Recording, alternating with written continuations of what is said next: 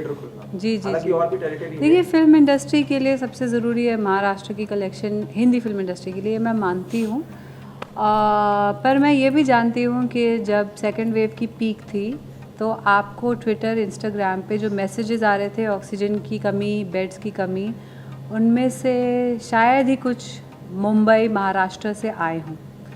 ठीक है, उसकी वजह ये है कि यहाँ वेदर यू लव इट और हेट इट और स्टे पॉलिटिकल, थर्ड वेव की तैयारी में उन्होंने पहले से बहुत बड़े बड़े स्टेडियम्स में मैनी थाउजेंड बेड फैसिलिटीज़ तैयार करके रखी ऐसे समय में। बट जब बाकी समय में, जहाँ बाकी स्टेट्स में जब नंबर्स को जुटलाया जा रहा था, जिस पे अलग इन्वेस्टिगेशन चल रही है, even today as we speak, Kerala जहाँ बहुत अच्छा रहा था सेकेंड वेव का कंट्रोल, वहाँ केसेस फिर से बढ़ गए हैं। यूपी में जैसा कि आप जानते हैं सस्पेक्टेड डेल्टा वेरिएंट से बहुत सारे बच्चों की मौत हो रही है, पर वो हमारे बड़े न्यूज़पेपर्स में शायद नहीं आती क्योंकि वो गरीब बच्चे हैं, पर बच्चे तो हिंदुस्तान के ही हैं। यूपी से महाराष्ट्र आने के लिए आपको वीज़ा नहीं लगता, अलग पासपोर्ट नहीं लगता। तो जाहिर सी बात है जब लोग इसी देश में ट्रैवल करेंगे तो केसेस बढ़ेंगे। इसलिए ये सोच के अगर उन्होंने क्लोज स्पेसेस में कुछ बंद करके रखा है तो मैं समझ सकती हूँ उनकी वजह, उनकी मजबूरी। उनको भी मज़ा नहीं आ रहा होगा, they must be bleeding financially. फिल्में चलती हैं तो पूरा एक इकोसिस्टम, एक पूरी इकोनॉमी चलती है। पर क्रिएटिवली सोचना चाहिए। मुझे लगता है कि अहमदाबाद में एक ड्राइव इन थिएटर है, दिल्ली में एक ओपन एयर थिएटर हुआ करता था फलकनुमा, वहाँ बहुत खूबसूरत फिल्में चलती थी, बहुत बड़ा सा एम्फी थिएटर था। इस तरह की अगर कुछ पहल हो सके, क्योंकि ऐसा लग रहा है कि COVID is here to stay, तो इस हमें creatively we'll have to find a solution कि इकोनॉमिकली भी हम पे इम्पैक्ट ना हो पर हमारे लोग भी नहीं मरे, क्योंकि दोस्त जान है तो जहान है, मुर्दा लोग फिल्में नहीं देखते ना। Actually I really like the script. मुझे लगा स्क्रिप्ट में बहुत सारे लेयर्स हैं और उसमें कुछ ऐसी चीज़ें हैं जो हम सबकी, जैसे इंडियंस हो के कलेक्टिव मेमोरी में कुछ चीज़ें होती हैं। कोई कहानी सुनाता है, दादी माँ बताती हैं कि जंगल में रात को किसी को लिफ्ट मत देना, अगर एक औरत खड़ी होगी सफ़ेद साड़ी में तो पीछे मुड़ के मत देखना। उस तरह की जो बातें हैं वो हम सब ने बचपन से लेकर अभी तक सुनी है। सुना मुकेश मिल्स में भूत है, फिल्म सिटी में रात को अकेले, ये सब आपने सुना होगा। तो ऐसा ही कुछ हिल स्टेशंस में होता है। वहाँ जो एक हमारे राइटर हैं अग्रिम जोशी, वो उत्तराखंड बेल्ट से ही हैं, तो उन्होंने ये सुना था बचपन में कि मसाण करके एक क्रीचर होता है जो जंगल में रहता है, और उसके अराउंड ये कहानी थोड़ी थोड़ी आधारित है कि एक छोटा सा स्लीपी सा हिल स्टेशन है, वहाँ एक फ़ीमेल डीएसपी 2 साल पहले उसकी पोस्टिंग हुई है। वहाँ एक बोर्डिंग स्कूल है बहुत फेमस, जैसे सब समझ लीजिए जैसे देहरादून में डून स्कूल है, शहर की पहचान उस स्कूल से हो जाती है, उस तरह से एक स्कूल है। और वहाँ नए टीचर आए हैं जो कि ये प्ले कर रहे हैं मास्टर जी, और स्कूल में अजीब सी घटनाएं घटने लगती हैं और कुछ एक स्टूडेंट लापता हो जाती है और एक का मर्डर हो जाता है। अब जो डीएसपी है वो बाहर से आई है, वो इन्वेस्टिगेट करना चाहती है कि ये मर्डर किसने किया, पर उसके पास ना अपने कांस्टेबल्स का सपोर्ट है ना ही शहर वालों का, जिनको लगता है कि ये उसी क्रीचर, उसी भूत, उसी हैवान का काम है। अब शो का ट्विस्ट ये है कि हम जानना चाहते हैं कि मर्डर किसने किए, और लगातार होती जाती हैं घटनाएं अजीब सी, थोड़ी सी भयावह। कोई कहता है कि मैंने देखा राक्षस, उसकी आंखें लाल थी, तो सब लोग हंसने लगते हैं और कुछ लोगों को इसमें विश्वास होता है, जैसा कि होता है, कुछ लोग मानते हैं, कुछ लोग नहीं मानते हैं। The crux of the show is that only कि ये किसी भूत का काम है या किसी इंसान का काम है जो कि बहुत मास्टरमाइंड है, और उसमें एक ड्रग रैकेट का एक जो पृष्ठभूमि है वो वैसी है कि बच्चों को जो टॉफ़ीज़ दी जाती है उसमें कुछ मिलावट करके मिल रही है, जिसमें इनका बहुत कंसर्न है, क्योंकि वो जी जो वही पढ़ाते हैं। एक कि जब OTT आरंभ हुआ इंडिया में तो it was already present all over the world. Netflix, Amazon ये आ चुके थे यहाँ, और जब मैं उनके शोज़ देखता था तो उनके शोज़ और हमारे शोज़ में एक छोटा सा एक फ़र्क मैंने पाया कि हमारे शोज़ में एक हीरो, हीरोइन और एक विलन ऐसे, और बाकी खूब सारे हेंचमैन होते थे। फिर हमने प्रोग्रेस किया, वी स्टार्टेड सीइंग, मैंने एक शो किया था हॉस्टेजेस, जो एंसेम्बल शो था, दिल्ली क्राइम, मिर्ज़ापुर, ऐसे शोज़ आने लगे। फिर भी मुझे कुछ ऐसा लगा कि कुछ कोई एक चीज़ मिसिंग है। तो जब मैंने कैंडी की स्क्रिप्ट पढ़ी तो तब वो अंदर से एक आवाज़ आती ना, हाँ दैट्स द वन। कैंडी एक ऐसा शो है जहाँ कोई हीरो नहीं है, कोई हीरोइन नहीं है, कोई विलन नहीं है, जितने कैरेक्टर हैं, it's an ensemble show. I am proud to be headlining this show with Richa Bhatt.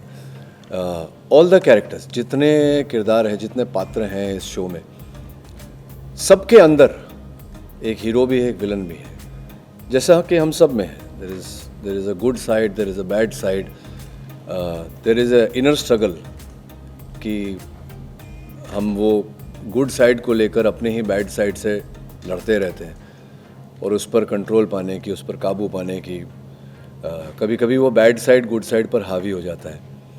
तो हर पात्र जो हमारी कहानी का है वो इसी तरह का है। उसकी लाइफ में भी डीमंस हैं, वो अपनी एक इनर स्ट्रगल के साथ जी रहा है, और बाहर की जो स्ट्रगल है, बाहर के रुद्रकुंड की जो स्ट्रगल है, he is struggling, every character is struggling, him और her is struggling with the demon of Rudrakund, which is currently also has many shades. There's drugs, there's death, there's हैवान, मसान, कि है भी कि नहीं, कि क्या है, कौन, क्यों, कब, कहाँ, कैसे, ये सारे सवाल हर पात्र में भी हैं और कहानी में भी हैं और उस जगह में भी हैं। तो इतनी वोवन, बहुत ही इंट्रिकेटली वोवन स्टोरी है। That is primarily what excited me to the script, what attracted me to the script, sorry. मतलब बहुत सारी चीज़ें सीखने को मिली। किस डिपार्टमेंट में? What is the most challenging part while working on this project? Challenging part तो यही था कि बहुत सर्दी थी और बिना ठिठुरे अपनी लाइंस बोलना बहुत चैलेंजिंग होता है। इन्होंने बहुत थिक बर्फ़ में शूट किया, जो आपने ट्रेलर में शॉट देखा होगा। हम सब की शूटिंग के दौरान कभी होठ नीले हो जाते थे, कभी नाखून नीले हो जाते थे, तो it was very challenging. The physical conditions of the shoot were very challenging. हम बहुत सुंदर बेल्ट में शूट कर रहे थे, पर इसका मतलब ये भी था कभी कभी हमारे सेट पे तेंदुए आते थे जैसे कि फिल्म सिटी में आते हैं। और बेसिकली बहुत ठंड, बहुत कोहरा, फिज़िकल चैलेंजेस तो ये थे। और वाइल वर्किंग जो चैलेंजेस थे वो ये थे कि बहुत सारे लेयर्स हैं स्क्रिप्ट में। आप ऊपरी तरफ पे इसको देखेंगे तो लगेगा कि मर्डर मिस्ट्री है, ध्यान से देखेंगे तो लगेगा कि क्या ये फादर फिगर्स को एक्सप्लोर कर रही है स्टोरी, या ये पेरेंटिंग को एक्सप्लोर कर रही है, उस तरह की चीज़ें जिनसे हम सबका वास्ता पड़ता है लाइफ में, in our families, in our homes. कहीं ऐसी दुविधा कि जैसे मैं अपने कैरेक्टर की बात करूँ तो वो डीएसपी है, वो फीमेल है, ज़रूरी नहीं है उसके थाने का हर आदमी जो कांस्टेबल हो या उससे बिलो रैंक में हो वो उसकी बात माने आराम से, तो उसको कभी कभी चिल्लाना पड़ता है। ज़रूरी नहीं है कि उसके गांव वाले उसको सपोर्ट करें, क्योंकि उनको लगता है भूत का काम है, मर्डर कैसे इन्वेस्टिगेट करेगी ये लड़की। और उसमें ये है कि मुझे लोकल नेता से भी बना के रखनी है, वरना मेरी दोबारा ट्रांसफ़र हो जाएगी, पर मुझे अपना काम भी करना है। तो every character is dealing with many things. तो वो एक इमोशनली चैलेंजिंग बस ये था कि जब भी हम एक शॉट दें, वो 1 मिनट का शॉट होता है, पर पूरी स्क्रिप्ट के लिए वो बहुत डिफाइनिंग मिनट हो सकता है। तो वो सब याद करके करना, क्योंकि आपको पता है सीरीज़ में हम सीक्वेंशली शूट नहीं करते। एपिसोड 1 करते हैं, फिर एपिसोड 8 का कुछ कर लेते हैं, फिर एपिसोड 6, तो हमें पूरा ग्राफ याद करना पड़ता है, अपना ही नहीं, इनका भी, दूसरे को एक्टर का। तो दैट इज़ क्वाइट चैलेंजिंग।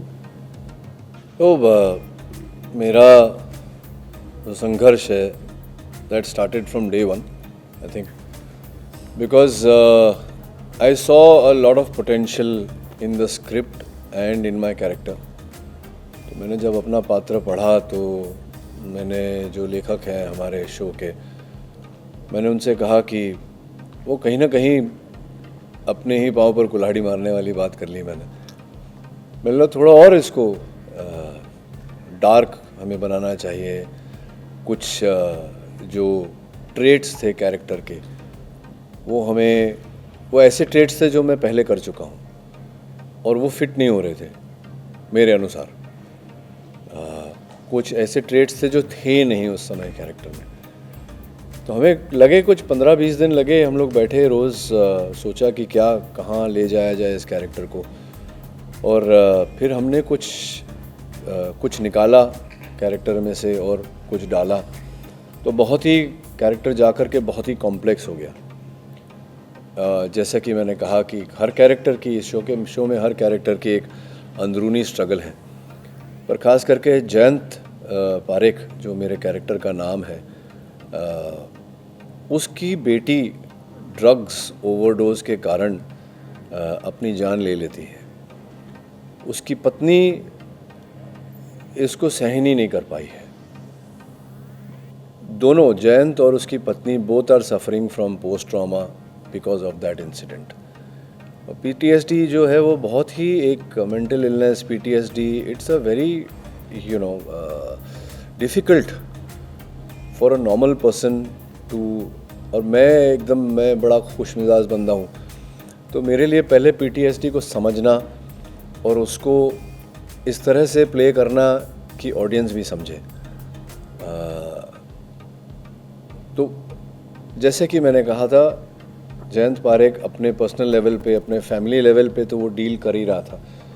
अब अपनी पत्नी को लेकर वो जाते हैं पहाड़ों में, सोचकर कि कहीं ना कहीं राहत मिलेगी। जिस समय से हम गुज़र रहे हैं और जो मानसिक स्थिति है हमारी, उससे राहत मिलेगी, तो वो जा कर के वहाँ एग्रीवेट हो जाता है। जो घाव भरने चाहिए थे वो ताज़ा हो जाते हैं और उसके ऊपर नए घाव लग जाते हैं बारी बारी एज द स्टोरी प्रोग्रेसेस। तो फिर जैसे कि मैंने बताया आप सबको कि हर कैरेक्टर, वो चाहे डीसीपी रत्ना संखावर हो, जो वॉज अ पुलिस वुमन, वर्दी में महिला, इनके अपने चैलेंजेस हैं।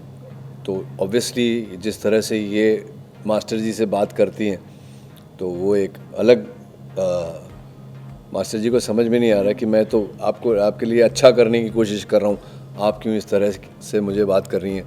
तो जो कैरेक्टर के साथ बाकी भी जो कैरेक्टर्स हैं उनके साथ जो डायनामिक्स हैं, तो एक नॉर्मल मीट्स नॉर्मल के डायनामिक्स अलग होते हैं, and complications meet more complications, उसके डायनामिक्स बड़े चैलेंजिंग हो जाते हैं। सही कह रहे हैं आप, सही कह रहे हैं। ये महामारी से सभी लोग पीड़ित हुए, कोई ज़्यादा हद तक, कोई कम, but somewhere we have to take it in a stride, we have to come back to, if not normal, near normal भी नहीं तो कहीं ना कहीं इसे साथ में ले करके किस तरह से, हर पेंडेमिक में ऐसा होता है। तो जब से पेनिसिलिन बना तब से पेंडेमिक आ ही रहे हैं, and people have learn to live with it. और मुझे पूरा विश्वास है कि हम भी ऐसा करेंगे। और मुझे भी ऐसा लगता है कि आपकी बात बिल्कुल सही है, थिएटर्स खुलने चाहिए, लेकिन थिएटर्स महाराष्ट्र में नहीं खुल रहे हैं। इसका कारण क्या है? हम सब जानते हैं that Maharashtra is the most afflicted state. Corona की बात की जाए तो maximum number of cases and the fastest spreading has happened in Maharashtra. हो सकता है इसको मद्देनज़र रखते हुए प्रशासन कुछ स्टेप्स ले रहा है, हो सकता है वो इस समय जिस हम बात कर रहे हैं और वो सोच भी रहे हैं खोलने का। So this is something that the people in the good offices, administrative offices, political offices, the medical offices, मुझे लगता है ये जॉइंट डिसीजन उनका होगा। और अगर उन्होंने सोचा है कि हिंदुस्तान के अन्य शहरों में जब खुल गए हैं हम ना खोलें, तो उसकी वजह कोई होगी, ठोस वजह होगी, जिसकी जानकारी हमें एज कॉमन सिटीजन्स नहीं है। But I think by and by we'll get there. मैंने इनसे सीखी इंटेंसिटी, ये काफ़ी रहते तो हैं आप सेट पे। An actor of your caliber saying things like that. It's nice, मैं तो Thank हंसते you, man. खेलते Thank कर you, लेती thank हूँ, you. मतलब बहुत I learn lot, so good experience. पर बाकी आप लोग भी Thank ध्यान you. रखिए, बहुत भीड़ वाली जगहों में जाते हैं हाँ, प्लीज़, बहुत अजीब समय चल रहा है, लाइफ का कोई भरोसा नहीं है। Take care of yourselves, thank you. even after really vaccination, really take please. Care of yourselves.